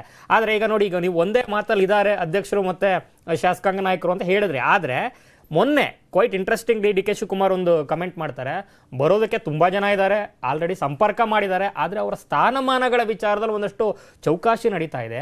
ಯಾರನ್ನ ಹೇಗೆ ಎಲ್ಲಿ ಫಿಟ್ ಮಾಡಬೇಕು ಮುಂದೆ ಬರೋದಾದ್ರೆ ಅನ್ನುವಂಥ ಒಂದು ಏನು ಲೆಕ್ಕಾಚಾರದಲ್ಲಿ ಇದೀವಿ. ಹಂಗಾಗಿ ಗೊತ್ತಾಗ್ತಾ ಇಲ್ಲ ಅಂತ. ಅಂದ್ರೆ ಹೌದು, ಬರೋದಕ್ಕೆ ತುಂಬಾ ರೆಡಿ ಇದ್ದಾರೆ ಅಂತ ಅವ್ರು ಮೊದಲಿಂದ ಹೇಳ್ತಾ ಇದ್ರು. ಸೊ ಈಗ ಅದರಲ್ಲಿ ಏನು ಸಿದ್ದರಾಮಯ್ಯ ಅವರು ಏನು ಆಕ್ಷೇಪ ವ್ಯಕ್ತಪಡಿಸಿದ್ದು ಹೌದು. ಆದರೆ ಈಗ ಪಟೇಲ್ ಹೇಳಿದಂತೆ ಅನಿವಾರ್ಯ ಆಗಿದೆ, ಗೆಲ್ಲುವಂಥ ಕ್ಷೇತ್ರಗಳು, ಗೆಲ್ಲುವಂಥ ಮುಖಗಳು ಬೇಕು. ಆದರೆ ಯಾರು ಬರ್ತಾರೆ ಅನ್ನುವಂಥ ಪ್ರಶ್ನೆ ಆಗುತ್ತೆ. ಈಗ ನಂದು ಒಂದು ಪ್ರಶ್ನೆ, ಈಗ BC ಪಾಟೀಲ್ರು ಅವ್ರ ಕ್ಷೇತ್ರದಲ್ಲಿ UB ಬಣಕರ್ ಆಲ್ರೆಡಿ ಎಲ್ಲೋ ಒಂದ್ ಕಡೆ ಕೇಳಿದ್ದು ರಾಜಕಾರಣದ ಏನು ಪಡಸಾಲೆಗಳಲ್ಲಿ ಬೈರತಿ ಅವ್ರಿಗೆ ಪ್ರಯತ್ನ ಆಯಿತು, ಸಮುದಾಯದ ಸ್ವಾಮೀಜಿಯವ್ರ ಮೂಲಕನೂ ಕೂಡ ಪ್ರಯತ್ನ ಆಯಿತು. ಆದರೆ ಕಡೆ ಕ್ಷಣದಲ್ಲಿ BJPಯ ವರಿಷ್ಠರಿಂದಲೇ ಭರವಸೆ ಸಿಕ್ತು, ಹಾಗಾಗಿ ಅದು ಬ್ರೇಕ್ ಆಯಿತು ಅಂತ. ಇನ್ನು ಸೋಮಶೇಖರ್ ಅವ್ರಿಗೆ ಅವ್ರದ್ದೇ ಆದಂಥ ಭವಿಷ್ಯಗಳನ್ನು ಲೆಕ್ಕಾಚಾರ ಹಾಕೋದಾದ್ರೆ ಏನು ಒಂದು ಪಕ್ಷವಾಗಿ ಇಲ್ಲಿ ನಾಯಕತ್ವದ ಏನೋ ಕುರ್ಚಿ ಕಸರತ್ತು ನಡೀತಿರ್ಬೇಕಾದ್ರೆ ಒಂದು ಪಕ್ಷವಾಗಿ ಫೋರ್ ಸೈಟೆಡ್ನೆಸ್ ನಾವು ನೋಡ್ಕೊಂಡ ದೂರದೃಷ್ಟಿ ಅಂತ ಇರೋದಾದ್ರೆ ಒಂದು ಪಕ್ಷವಾಗಿ ಯಾರಿಗೆ ಜಾಸ್ತಿ ಮೈಲೇಜ್ ಇದೆ ಅಂತ ಕೌಂಟ್ ಮಾಡೋಲ್ಲ. ಇದರಲ್ಲಿ ಒಂದು ಅಂಶ ತಾವು ಗಮನಿಸಬೇಕು, ಇದು ಈ ಪೊಲಿಟಿಕಲ್ ಮೈಂಡ್ ಗೇಮ್ ಅಂತಾರೆ. ಈ ಚುನಾವಣೆ ಸಂದರ್ಭದಲ್ಲಿ ಜನರಿಗಿದಾರಲ್ಲ, ಈ BJP ಮಿನಿಸ್ಟರ್ಸ್ಗಳು ಬರ್ತಿದಾರಂತೆ, MLAಗಳೇ ಬರ್ತಿದ್ದಾರೆ ಅಂದ್ರೆ ಇದು ಸಾರ್ವಜನಿಕ ಅಭಿಪ್ರಾಯವನ್ನು ಮೂಡಿಸ್ಲಿಕ್ಕೆ ಕೂಡ ಮನಸ್ಥಿತಿ, ಮತದಾರನ ಮನಸ್ಥಿತಿ ಮೇಲೆ ಪ್ರಭಾವಿಸುವಂತದ್ದು ಅಂತ ಒಂದು ಪ್ರಯತ್ನ. ಏನು ಖರ್ಚಿಲ್ಲ, ಅವ್ರಿಗೆ ಏನಿಲ್ಲ, ಒಂದು ಸ್ಟೇಟ್ಮೆಂಟ್ ಅಷ್ಟೇ. ಎಕ್ಸಾಕ್ಟ್ಲಿ. ಈಗ ಅವರು ಜಸ್ಟಿಫೈ ಮಾಡ್ತಾನೆ ಹೋಗ್ಬೇಕು ಯಾರು ಬರ್ತಾರೆ. ಈಗ ಅವತ್ತು ಸಡನ್ ಆಗಿ ಒಂದು ಏನೋ ಪ್ರಶ್ನೆ ಬಂತ. ಮತ್ತೆ ಇಲ್ಲಿ ನಾವು ಇನ್ನೊಂದು ಸಾರಿ ಟು ಇಂಟರಪ್ಟ್, ಇಲ್ಲಿ ನಾವು ಇನ್ನೊಂದು ಗಮನಿಸಬೇಕಾಗಿರೋದು, ಬಹುತೇಕ ಕ್ಯಾಂಡಿಡೇಟ್ಗಳು ನಾವು ಯಾರ್ಯಾರ ಹೆಸರುಗಳನ್ನ ನೀವು ಹೇಳಿದ್ದೀರಿ ಅವ್ರಿಗೆ ಪಕ್ಷ ಚಿಹ್ನೆ ಬೇಡ. ಅವ್ರ ವೈಯಕ್ತಿಕ ವರ್ಚಸ್ಸಲ್ಲೇ ಒಂದಷ್ಟು ಸಾವಿರ ಓಟ್ಗಳು ತಗೊಂಡ್ಬಿಡ್ತಾರೆ. ಆ ಲಾಸ್ಟ್ ಕೆಲವೊಂದು ಸಾವಿರ ಓಟ್ಗಳು ಬೇಕಾಗುತ್ತಾರೆ ಗೆಲುವಿಗೆ, ಅದಕ್ಕೆ ಮಾತ್ರ ಪಕ್ಷ ಚಿಹ್ನೆ. ಇಲ್ಲ ಅಂದ್ರೆ ಬೇಸಿಕ್ ಮಿನಿಮಮ್, ಈ ಮಿನಿಮಮ್ ಸಪೋರ್ಟ್ ಪ್ರೈಸ್ ಇದ್ದಂಗೆ ಮಿನಿಮಮ್ ಸಪೋರ್ಟ್ ವೋಟ್ಸ್ ಅವ್ರಿಗಿದೆ. ಕನಿಷ್ಠ ಬೆಂಬಲ ಮತಗಳು ಅವ್ರಿಗೆ ಸಿಗ್ತವೆ, ಕನಿಷ್ಠ ಅದು. ಆದ್ರೆ ಗರಿಷ್ಠ ತಗೊಂಡ್ರೆ ತಾನೆ ಗೆಲ್ಲೋದು. ಆ ಗರಿಷ್ಠ ಕನಿಷ್ಠ ಇರೋ ಅಂತರ ಇದೆಯಲ್ಲ, ಅದು ಅವ್ರಿಗೆ ಚಿಹ್ನೆ ತಂದ್ಕೊಡುತ್ತೆ ಅಂತ. ಎಕ್ಸಾಕ್ಟ್ಲಿ. ಆ ಚಿಹ್ನೆಯ ನಿಖರತೆ ಬಗ್ಗೆ ಹೇಳೋದಾದ್ರೆ ಇದು ಪರ್ಸೆಪ್ಷನ್ ಬ್ಯಾಟಲ್ ಅಷ್ಟೇ. ಸೊ ಇದನ್ನ ಯಾವ ರೀತಿ ಎನ್ಕ್ಯಾಶ್ ಮಾಡ್ಕೊಂತಾರೆ ಅಭ್ಯರ್ಥಿಗಳಾಗಿರ್ಬೋದು ಅಥವಾ ವೇದಿಕೆ ಕೊಡುವಂತ ಪಕ್ಷಗಳಾಗಿರ್ಬೋದು ಅನ್ನೋದು ಗೊತ್ತಾಗುತ್ತೆ. ರೈಟ್. ಅಲ್ಲ, ಚಾಮರಾಜನಗರಕ್ಕೆ ಹೋಗೋಣ. ಚಾಮರಾಜನಗರದಲ್ಲಿ ಯಡಿಯೂರಪ್ಪನವರ ಆಪ್ತ, ವಿಜೇಂದ್ರ ಅವರ ಆಪ್ತ ರುದ್ರೇಶ್ KRIDಯಲ್ಲಿನ ನಿಗಮದ ಅಧ್ಯಕ್ಷರು ಕೂಡ ಆಗಿದ್ರು. ಈಗ ರುದ್ರೇಶ್ ಅವರು ಸಾಹಸ ಪಡ್ತಿದ್ದಾರೆ ಚಾಮರಾಜನಗರದಲ್ಲಿ ತಮಗೆ ಒಂದು ಟಿಕೆಟ್ ನ ಗಿಟ್ಟಿಸ್ಕೊಳ್ಳೋದಕ್ಕೆ. ಅಲ್ಲಿ ಇವರು ಸಕ್ರಿಯರಾಗೋದ್ರಿಂದ ಹಲವಾರು ರೀತಿಯ ಆಯಾಮಗಳ ಅರ್ಥೈಸುವಿಕೆಗೆ ಆಸ್ಪದ ಇದೆ ಅಂತ. ಹೆಂಗೆ ಅಂತ ಕೇಳ್ತೀರಿ, ಅದನ್ನ ನಾವಿಲ್ಲಿ ವಿಶ್ಲೇಷಣೆ ಮೂಲಕ ಹೇಳ್ತೀವಿ. ಬಟ್ ಅವ್ರು ಮಾಡ್ತಿರೋಂಥ ಪ್ರಯತ್ನ, ಅವ್ರು ಪಡ್ತಿರೋಂಥ ಶ್ರಮ ಎಂಥದ್ದು. ನನ್ನ ಕಲೀಗ್ ನಂದೀಶ್ ಲೈವ್ ಜಾಯ್ನ್ ಆಗಿದ್ದಾರೆ ಚಾಮರಾಜನಗರದಿಂದ. ನಂದೀಶ್, ಏನಾಗ್ತಿದೆ ಆನ್ ಗ್ರೌಂಡ್? ಇವರು ಪಡ್ತಿರೋಂಥ ಶ್ರಮ ಎಂಥದ್ದು, ಮಾಡ್ತಿರೋಂಥ ಪ್ರಯತ್ನ ಎಂಥದ್ದು, ಪ್ಲೀಸ್. ಸರ್, ಚಾಮರಾಜನಗರ ಬಿಜೆಪಿಯಲ್ಲಿ ಸಾಕಷ್ಟು ಟಿಕೆಟ್ ಸಾಲೇ ಇದೆ. ಈ ನಡುವೆ ರುದ್ರೇಶ್ ಅವರು ಕಳೆದ 7-8 ತಿಂಗಳಿಂದಲೇ ಇಲ್ಲಿಗೆ ಜಾಯ್ನ್ ಆಗಿದ್ದಾರೆ ಮತ್ತೆ ಇಲ್ಲಿಗೆ ಒಂದು ಎಂಟ್ರಿ ಕೊಟ್ಟಿದ್ದಾರೆ. ಅದು ಸ್ಥಳೀಯ ಟಿಕೆಟ್ ಆಕಾಂಕ್ಷಿಗಳಲ್ಲಿ ಒಂದು ಅಸಮಾಧಾನ ಉಂಟು ಮಾಡ್ತಿದೆ. ಈಗ ಆಲ್ರೆಡಿ ಅದನ್ನ ಅಸಮಾಧಾನ ವ್ಯಕ್ತಪಡಿಸಿದ್ದಾರೆ. ಸುದ್ದಿಗೋಷ್ಠಿ ಕರೆದು ಯಾವುದೇ ಕಾರಣಕ್ಕೂ ರುದ್ರೇಶ್ ಬರಬಾರದು, ಇಲ್ಲಿಗೆ ಬಂದ್ರೆ ನಾವು ಸುಮ್ಮನಿರೋದಿಲ್ಲ ಅಂತ ಹೇಳಿ ಇದು ಒಂದು ಎಲ್ಲೋ ಒಂದ್ ಕಡೆ ಭಿನ್ನಮತಕ್ಕೆ ಕಾರಣ ಆಗ್ಬೋದು, ಭಿನ್ನಮತ ಆಗ್ಬೋದು. ಆದ್ರೂ ಸಹ ರುದ್ರೇಶ್ ಅವರು ಆ ಎಚ್ಚರಿಕೆಯನ್ನು ಲೆಕ್ಕಿಸದೆ ವಾಪಸ್ ಬರ್ತಾ ಇದ್ದಾರೆ. ಚಾಮರಾಜನಗರ ಬಂದು ಇಲ್ಲಿ ಬೇರೆ ಬೇರೆ ಕೆಲಸಗಳಲ್ಲಿ ತೊಡ್ಕೊಂಡಿದ್ದಾರೆ. ಮತಗಳಿಗೆ ಅನುದಾನ ಕೊಡುವಂತದ್ದು, ಮತ್ತೆ ಬೇರೆ ಬೇರೆ ಸಂಘಟನೆಗಳಿಗೆ ದಾನ ಮಾಡುವಂತದ್ದು, ಬೇರೆ ಬೇರೆ ರೀತಿಯಲ್ಲಿ ಮಾಡಿ, ಜೊತೆಗೆ ಒಂದು ಮನೆಯನ್ನು ಸಹ ಖರೀದಿ ಮಾಡಿದ್ದಾರೆ ಚಾಮರಾಜನಗರದಲ್ಲಿ. ಹಾಗಾಗಿ ಎಲ್ಲೋ ಒಂದ್ ಕಡೆ ಚಾಮರಾಜನಗರದಲ್ಲಿ ಸ್ಪರ್ಧೆ ಮಾಡೋದಕ್ಕೆ ಅವರಿಗೆ ಇನ್ನೊಂದ್ ಕಡೆ ಒಂದು ಹಸಿರು ನಿಶಾನೆ ದೊರೆತಿದೆ ಯಡಿಯೂರಪ್ಪನವ್ರ ಕಡೆಯಿಂದ. ಯಾಕಂದ್ರೆ ಯಡಿಯೂರಪ್ಪನವ್ರ ಮಾನಸ ಪುತ್ರ ಅಂತ ಹೇಳೋದು, ಯಾಕಂದ್ರೆ ಅವರಿಬ್ಬರು ಪುತ್ರರಲ್ಲಿ ಇವರು ಮೂರನೇವರು ಅನ್ನೋ ಒಂದು ಮಾತುಗಳು ಕೇಳಿ ಬರ್ತಾ ಇದೆ. ಹಾಗಾಗಿ ರುದ್ರೇಶ್ ಅವರಿಗೆ ಖಚಿತವಾಗಿ ಟಿಕೆಟ್ ಸಿಗಿದೆ. ಯಾಕಂದ್ರೆ ಯಡಿಯೂರಪ್ಪನವರು ಕೇಂದ್ರ ಸಂಸದೀಯ ಮಂಡಳಿ ಸದಸ್ಯರು ಮತ್ತು ಚುನಾವಣಾ ಸಮಿತಿ ಆಗಿರೋದ್ರಿಂದ ಎಲ್ಲೋ ಕಡೆ ಅವರಿಗೆ ಹೇಳಿರ್ಬೋದು ನೀವು ಕೆಲಸ ಮಾಡಿದ್ದೀರಿ. ಹಾಗಾಗಿ ಅವರು ಇಲ್ಲಿ ಕೆಲಸವನ್ನ ಶುರು ಮಾಡಿದರೆ ನಂದೀಶ್, ಧನ್ಯವಾದ ನಿಮ್ಮ ಸಮಯಕ್ಕಾಗಿ, ನಿಮ್ಮ ಮಾಹಿತಿಗಾಗಿ. ಇಲ್ಲಿ ನಮ್ಮ ಕಣ್ಣು ಕಾಣ್ತಿರೋದು ರುದ್ರೇಶು, ವಿಜೇಂದ್ರ, ಯಡಿಯೂರಪ್ಪ ಅಂತ ನಾವು ಮಾತನಾಡ್ತಿದ್ದೀವಿ. ಆದ್ರೆ ಬ್ಯಾಕ್ ಗ್ರೌಂಡ್ ಅಲ್ಲಿ ಇರೋದು ವಿ ಸೋಮಣ್ಣ ಅನ್ನೋ ಹೆಸರು. ಸೋಮಣ್ಣ ಅವ್ರಿಗೆ ಗೋವಿಂದರಾಜ್ ನಗರದಲ್ಲಿ ಕೊಡ್ತಾರೋ ಇಲ್ವೋ, ಕೊಡ್ಲಿಲ್ಲ ಅಂದ್ರೆ ಯಾಕೆ ಕೊಡೋದಿಲ್ಲ? ಏಜ್ ಅನ್ನೋದು ಬಿಜೆಪಿನಲ್ಲಿ ಒಂದು ಫ್ಯಾಕ್ಟರ್ ಇದೆ. ಚಿದಾನಂದ ಪಟೇಲ್ ಅವ್ರಿಗೆ ಗೊತ್ತೂ ಇದೆ. 75 ವರ್ಷ ದಾಟ್ಬಿಡ್ತಾರೋ ಅವರು. ಇಂಥ ಸಂದರ್ಭದಲ್ಲಿ ಗೆಲುವೇ ಮಾನದಂಡ ಆಗೋದಾದ್ರೆ ಇವ್ರನ್ನ ಗೆಲ್ಲಿಸ್ಲೇಬೇಕು ಅಂತ ನಿಲ್ಲಿಸ್ಬೇಕು. ಓಕೆ, ಗೆಲುವಿಗಾಗಿ ಆ ಒಂದು ಸೀಟಿಗಾಗಿ ಅದು ಗೋವಿಂದರಾಜ್ ನಗರನ ಚಾಮರಾಜನಗರನ? ಸದ್ಯ ಸೋಮಣ್ಣ ಅವರಿಗೆ ಅವ್ರ ಮಗನ್ನ ರಾಜಕೀಯವಾಗಿ ಅವ್ರನ್ನ ಮುಂದೆ ತರಬೇಕಾಗಿದೆ ಈಗ. ಯಾಕಂದರೆ ಮಗನಿಗೆ ರಾಜಕೀಯವಾಗಿ ಆಶ್ರಯ ಕೊಡಬೇಕಾಗಿದೆ. ಅದು ಲಾಸ್ಟ್ ಟೈಮ್ ಅರಸೀಕೆರೆಯಲ್ಲಿ ಅಟೆಂಪ್ಟ್ ಮಾಡಿದ್ರು, ವಿಜೇಂದ್ರ ಅವರೇ ಬಿಡಲಿಲ್ಲ ಅನ್ನೋದು ಅವರ ಆರೋಪ. ಅವರಿಗೆ ಈಗ ಅವ್ರ ಮಗನಿಗೆ ಬೇರೆ ಕಡೆ ಪ್ರಯೋಗ ಮಾಡೋಕ್ಕಾಗಲ್ಲ, ಬೇರೆ ಯಾವುದೇ ಜಿಲ್ಲೆ. ಗೋವಿಂದರಾಜನಗರ ಅವರು ತವರು ಕ್ಷೇತ್ರ, ಅಲ್ಲಿ ಎಲ್ಲ ನಾಡಿ ಮಿಡ್ತಾ ಗೊತ್ತು, ಮಗನ ನಿಲ್ಲಿಸಿ ಗೆಲ್ಲಿಸ್ಲಿಕ್ಕೆ ಈಸಿ ಅಂತೇಳಿ. ಹಾಗಾಗಿ ವಿ ಸೋಮಣ್ಣ 2 ಕ್ಷೇತ್ರಗಳು ನೋಡ್ಕೊಂಡಿದ್ರು. ಪ್ರಮುಖವಾಗಿ ಒಂದು ಗುಂಡ್ಲುಪೇಟೆ ಬಿಟ್ಟರೆ ಚಾಮರಾಜನಗರ ಅಂತ ಹೇಳಿದ್ರೆ ಅವರು ಇನ್ಚಾರ್ಜ್ ಮಿನಿಸ್ಟರ್ ಇದ್ರು, ಅಲ್ಲಿ ನಾಡಿ ಮಿಡ್ತಾ ಗೊತ್ತಿದೆ. ಆದರೆ ಅಲ್ಲಿ ಚಾಮರಾಜನಗರ ಈ ಕಾನ್ಸ್ಟಿಟ್ಯೂನ್ಸಿಲಿ ನಾಟ್ ಓನ್ಲಿ ಸೋಮಣ್ಣ, ಮಲ್ಲಿಕಾರ್ಜುನಪ್ಪ ಇದ್ದಾರೆ, ನಿಜಗುಣ ರಾಜು ಇದ್ದಾರೆ, ಈ ಹಿಂದೆ ರೈತ ಸಂಘದಲ್ಲಿದ್ದಂಥವ್ರು BJP ಸೇರಿರ್ತಕ್ಕಂಥ ಮಲ್ಲೇಶಪ್ಪ ಇದ್ದಾರೆ. ಇವರ ಫೈಟ್ಗಳ ನಡುವೆ ಇದೀಗ ಈ ರುದ್ರೇಶ್ ಹೋಗಿರೋದು. ರುದ್ರೇಶ್ ಯಾರು? ಪಕ್ಕ ವಿಜೇಂದ್ರ ಅವರ ಆಪ್ತ ಗೆಳೆಯರು ಕೂಡ ಹೌದು, ಅವರು KRDಯಲ್ಲಿ ಅಧ್ಯಕ್ಷರು ಕೂಡ ಹೌದು. ವಿಜೇಂದ್ರ ಅವರ ಸೂಚನೆ ಮೇರೆಗೆ ಅವರು ಅಲ್ಲೋಗಿ ಕೆಲಸವನ್ನು ಮಾಡ್ತಿದ್ದಾರೆ. ಆದರೆ ಅಲ್ಲಿ ಪುಟ್ಟರಂಗ ಶೆಟ್ಟಿ, ಅಲ್ಲಿರ್ತಕ್ಕಂಥ ಉಪ್ಪಾರ ಮತದಾರ ಇದ್ದಾರಲ್ಲ, ಪುಟ್ಟರಂಗ ಶೆಟ್ಟಿನ ಕೈ ಬಿಟ್ಟಿಲ್ಲ. ಅಲ್ಲಿರ್ತಕ್ಕಂಥ SC ST ಮತ್ತು ಉಪ್ಪಾರ ಇದ್ದಾರಲ್ಲ, ಸಾಲಿಡ್ ಆಗಿ ಅವ್ರನ್ನ 3 ಬಾರಿ ಗೆಲ್ಸ್ಕೊಂಡು ಬಂದಿರತಕ್ಕಂಥ ಆಗಿರ್ತಕ್ಕಂಥದ್ದು 2008, 13 ಮತ್ತು 18. ಹಾಗಾಗಿ ಅಲ್ಲಿ ಏನಂತ ಹೇಳಿದ್ರೆ ಅಲ್ಲಿ ಈ ಪುಟ್ಟರಂಗ ಶೆಟ್ಟಿಗೆ ಒಂದಷ್ಟು ಆಂಟಿ ಇನ್ಕಮೆನ್ಸ್ ಸ್ಟಾರ್ಟ್ ಆಗಿದೆ. ಸಾಮಾನ್ಯವಾಗಿ ಯಾರೇ ಆದ ಕಂಟಿನ್ಯೂಸ್ ಗೆಲ್ತಾ ಇದ್ರೆ ಅವ್ರದೇ ಆದ ಒಂದು ಆಂಟಿ ಇನ್ಕಮೆನ್ಸ್ ಇದೆ. ಅದರ ಲಾಭವನ್ನು ಪಡೀಲಿಕ್ಕೆ KRDL ರುದ್ರೇಶ್ ಅವರಿಗೆ ಪ್ರಯತ್ನ ಮಾಡ್ತಿರುವಂಥದ್ದು. ಆದರೆ ವಿ ಸೋಮಣ್ಣದ ಒಂದು ಅಟೆಂಪ್ಟ್ ಚಾಮರಾಜನಗರದಲ್ಲಿ ಕ್ಷೇತ್ರಕ್ಕೆ ನಾನು ನಿಲ್ತೀನಿ ಅನ್ನೋ ಕಾರಣಕ್ಕೆ ವಿಜೇಂದ್ರ ಅವರು ಕಳಿಸ್ಕೊಟ್ಟಿದ್ದಾರೆ ಅನ್ನೋದು ಅವರ ಗಂಭೀರವಾದ ಆರೋಪ ಆಗಿರತಕ್ಕಂಥದ್ದು. ಇದರ ಬೆನ್ನಲ್ಲೇ 8 ತಿಂಗಳಿಂದ ರುದ್ರೇಶ್ ಕೂಡ ಅಲ್ಲಿ ತನು ಮನ ಧನವನ್ನು ಸಂಪೂರ್ಣ ವಿನಿಯೋಗ ಮಾಡಿಸಿರುವಂಥದ್ದು ಕೂಡ ಇದು ಸೋಮಣ್ಣ ಅವರಿಗೆ ನುಂಗಲಾರದ ಬಿಸಿ ತುಪ್ಪವಾಗಿ ಪರಿಣಮಿಸಿರುವಂಥದ್ದು. ಆದರೆ ಭಾರತೀಯ ಜನತಾ ಪಾರ್ಟಿಯ ರಾಜ್ಯ ಘಟಕ ಇರ್ಬೋದು, ಹೈಕಮಾಂಡ್ ಇರೋ ಅವ್ರಿಗೆ ಯಾವುದೇ ಸೂಚನೆಯನ್ನು ಕೊಟ್ಟಿಲ್ಲ. ಅವರು ನಂಬಿರ್ತಕ್ಕಂಥದ್ದು ಯಡಿಯೂರಪ್ಪ ಮತ್ತು ವಿಜಯೇಂದ್ರ, ಈ 2 ಜನ ನಂಬಿಕೊಂಡು ಅಲ್ಲಿ ಕೆಲಸವನ್ನ ಮಾಡ್ತಿದ್ದಾರೆ. ಆಯ್ತು, ನಿಮ್ಗೆ ಹೆಂಗ್ ಕಾಣ್ತಿದೆ ಇದು? ಈಗ ನಿಖಿಲ್, ಈಗ ಇವ್ರು ಹೇಳಿದ್ರು ಆಕ್ಚುಲಿ ರೈವಲ್ರಿ ಬಿಟ್ವೀನ್ ಸೋಮಣ್ಣ ಮತ್ತೆ ವಿಜೇಂದ್ರ ಯಡಿಯೂರಪ್ಪನ. ಈಗ ಅರಸೀಕೆರೆ ಪ್ರಕರಣವನ್ನ ಏನು ಹೇಳಿದ್ರು ಅದೇ ಆಯಾಮದಲ್ಲಿ ನೋಡೋದಾದ್ರೆ ಅರಸೀಕೆರೆಯಲ್ಲಿ ಆದಂತ ಒಂದು ಏನು ಫೈಟ್ ಏನಿತ್ತು ಅದರ ರೆಪ್ಲಿಕಾ ಇಲ್ಲಿ ಕಾಣಿಸ್ತಾ ಇದೆ ಅಂತ ನಿಜವಾಗ್ಲೂ ಕಾಣಿಸ್ತಾ ಇದೆ. ಯಾಕಂದ್ರೆ 7 ಜನ ಏನು ಆಕಾಂಕ್ಷಿಗಳಿದ್ದಾರೆ, ನಾಗಶ್ರೀ ಪ್ರತಾಪ್ ಇಂದ ಹಿಡಿದು ಅಮ್ಮನ್ಪುರ ಮಲ್ಲೇಶ್ ಅವ್ರವ್ರಿಗೆ. ಆ 7 ಜನರಲ್ಲಿ ಈಗ ಮಲ್ಲಿಕಾರ್ಜುನಪ್ಪ ಅವರು ರೂಲ್ಡ್ ಔಟ್, ಯಾಕಂದ್ರೆ ಆಲ್ರೆಡಿ ಕೊಟ್ಟಾಯ್ತು, ಫೇಲ್ ಆಯ್ತು, ಮತ್ತು ವಯಸ್ಸಿನ ಅಂತರವು ಕೂಡ ಎಲ್ಲ ಬರುತ್ತೆ. ಸೊ ಬೇರೆ ಬೇರೆ ಆಕಾಂಕ್ಷಿ, ಈ ಮಹಿಳಾ ಅಭ್ಯರ್ಥಿ ಆಗಿರುವಂತ ಏನು ಆಕಾಂಕ್ಷಿ ಆಗಿರುವಂತ ನಾಗಶ್ರೀ ಪ್ರತಾಪ್ಗೆ ಒಂದಷ್ಟು ವೇವ್ ಇದೆ, ಮತ್ತೆ ಈ ಅಮ್ಮನ್ಪುರ ಮಲ್ಲೇಶು, ನಿಜಗುಣ ರಾಜು ಎಲ್ಲರೂ ಕೂಡ ತಕ್ಕ ಮಟ್ಟಿಗೆ ಫೈಟ್ ಕೊಡ್ತಾ ಇದ್ದಾರೆ. ಸೊ ಇಲ್ಲಿ ಆಂತರಿಕವಾಗಿ ಕಚ್ಚಾಟ ಇರೋದ್ರಿಂದ ಅಭ್ಯರ್ಥಿಯನ್ನ ಎಕ್ಸ್ಪೋರ್ಟ್ ಮಾಡುವಂತ ಒಂದು ತಂತ್ರಗಾರಿಕೆಯನ್ನ ಮಾಡಬೇಕು ಅನ್ನುವಂತ ಒಂದು ಲೆಕ್ಕಾಚಾರವನ್ನ ಏನು ಹೈಕಮಾಂಡ್ಗೆ ಮೊದಲಿಂದ ಮಾಡ್ಕೊಂಡು ಬಂದಿದ್ದಾರೆ. ಎಕ್ಸ್ಪೋರ್ಟ್ ಮಾಡೋದ್ರ ಪರಿಣಾಮ ವ್ಯತಿರಿಕ್ತವಾಗೂ ಆಗ್ಬಿಡ್ಬೋದು. ಇವ್ರಗಳ ಮಧ್ಯೆ ಜಗಳ ಬೇಡ, ಹೊರಗಡೆನೋ ಒಬ್ಬರನ್ನ ಕಳಿಸ್ಬಿಟ್ರೆ ಇವರೆಲ್ಲ ಒಂದಾಗ್ಬಿಟ್ಟು ಅವ್ನ ವಿರುದ್ಧನೇ ಕೆಲಸ ಮಾಡ್ಬಿಟ್ರೆ ಎಲ್ಲಿ ಗೆಲ್ಲುತ್ತೆ ಪಕ್ಷ ಅಂತ. ಆದ್ರೆ ಅದರ ಲಾಭವನ್ನ ಪಡ್ಕೊಳ್ಳಿಕ್ಕೆ ಈ ಸಲನೂ ಕೂಡ ಏನು 3 ಸಲ ಗೆದ್ದಿರುವಂತ ಪುಟ್ಟರಂಗ ಶೆಟ್ಟಿ ಪ್ರಯತ್ನ ಮಾಡ್ತಿರುವಂತದ್ದು. ಅಲ್ಲಿ ಆಡಳಿತ ವಿರೋಧ ಅಲ್ಲೇ ಇದ್ರೂ ಕೂಡ ಅಧಿಕಾರಿಗಳ ಜೊತೆ ಒಂದಷ್ಟು ಒಂದು ಬೇರೆನೇ ರೀತಿಯಾದಂತಹ ಒಂದು ಹೊಂದಾಣಿಕೆ ಅಥವಾ ಒಂದು ಮತದಾರರ ಒಂದು ಏನು ಕಾರ್ಯಕ್ರಮಗಳಿಗೆ ಅಟೆಂಡ್ ಮಾಡುವಂತ ರೀತಿ ST SC ಮತ್ತು ಉಪ್ಪಾರ ಇದರ ಹೊರತಾಗಿ ಪ್ರಮುಖವಾಗಿ ಒಂದು 49,000 2 ಲಕ್ಷ ಮತದಾರರಲ್ಲಿ ಒಂದು 49,000 50,000 ಇರುವಂತಹ ಲಿಂಗಾಯತ ಮತ ಬ್ಯಾಂಕ್ ಇರುವಂತಹ ಒಂದು ಒಡನಾಟವನ್ನು ಕೂಡ ಬಳಸ್ಕೊಂಡು ಈ ಒಂದು ಆಂತರಿಕ ಕಚ್ಚಾಟವನ್ನು ಬಳಸ್ಕೊಂಡು ನಾನು ಗೆಲ್ತೀನಿ ಅನ್ನುವಂತ ಒಂದು ಲೆಕ್ಕಾಚಾರದಲ್ಲಿ ಪುಟ್ಟರಂಗ ಶೆಟ್ಟಿ ಇದ್ದಾರೆ. ಆದ್ರೆ 3 ಸಲ ಗೆದ್ದಿರುವಂತಹ ಒಂದು ಭದ್ರಕೋಟೆಯನ್ನ ಕಳ್ಕೊಳ್ಳಿಕ್ಕೆ ಏನಿದೆ ನಿಮಗೆ? ನಾನು ಪ್ರಯೋಗಕ್ಕೆ ಸಿದ್ಧ ಆಗಿದ್ದೀನಿ, ನಾನು ಪ್ರಯೋಗಕ್ಕೆ ಒಡ್ಕೊಳ್ತೀನಿ, ಕೊಡಿ ನಿಮಗೆ 1+1 ಏನು ಸ್ಥಾನವನ್ನು ಕೊಡ್ತೀನಿ ಅನ್ನುವಂಥದ್ದು ಸೋಮಣ್ಣ ಅವರು ವಾದ. ಅಂದ್ರೆ ನೀವು 1+1 ಹೇಳ್ತಿರೋದು ಮಗಂಗ್ 1 ಕೊಡಿ, +1 ನಾನ್ ಗೆದ್ಕೊಂಡ್ ಬರ್ತೀನಿ ಅಂತ. ಇಲ್ಲಿಗೆ ಇವತ್ತಿನ ಚುನಾವಣಾ ಚದುರಂಗದ ಈ ಒಂದು ಸಂಚಿಕೆಯಲ್ಲಿ ನಮ್ಮ ಸಮಯ ಇದ್ದಿದ್ದಷ್ಟೇ. Thank you Chidanand Patel, thank you Madhu. ಇದಾಗಿತ್ತು ಇವತ್ತಿನ ಚುನಾವಣಾ ಚದುರಂಗ ಎಲೆಕ್ಷನ್ ಬುಲೆಟಿನ್. ನೋಡ್ತೀರಿ ನ್ಯೂಸ್ 18, ಜಾಲ ನಮ್ಮದು, ಬಲ ನಿಮ್ಮದು.